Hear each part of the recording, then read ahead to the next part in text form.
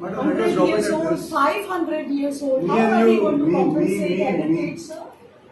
In India, there are houses which are 5,000 years old. Could be. Huh? I'm not saying no. Goa But was that doesn't a mean our houses should be destroyed. Goans, 550 just listen to me. years old. Goans Yes. were an invading force in India.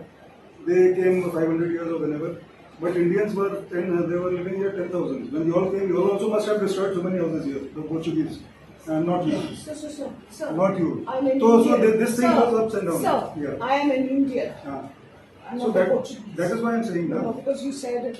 No, I was talking about history. No, I take objection to that statement. Okay, I'll withdraw Yes. that. I am from Goa. Yes. I am an Indian. Okay, so Yes. no doubt. No, because you said... No, I said, You I made was that talking about history. statement. It's a fact. As you said, reality. The No. Portuguese We came, fought- they killed Indians, we they killed the fought locals. for liberation. Okay, sir. ma'am. Okay, Sir, thank And you. we have to be truly liberated. No, finished. The meeting is finished. No. This statement, well, I definitely take a strong objection. He said, you Portuguese.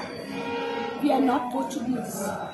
We are the people of Goa and we are Indians. Will you raise There this is no doubt we were under the Portuguese rule for several years and we got ourselves liberated. Will you raise this issue in assembly or anywhere else? Otherwise, you can also raise issue in railway minister.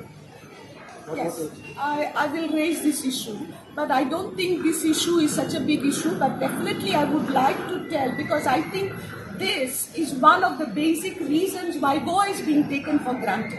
They are supposed to be Portuguese, so who cares for them?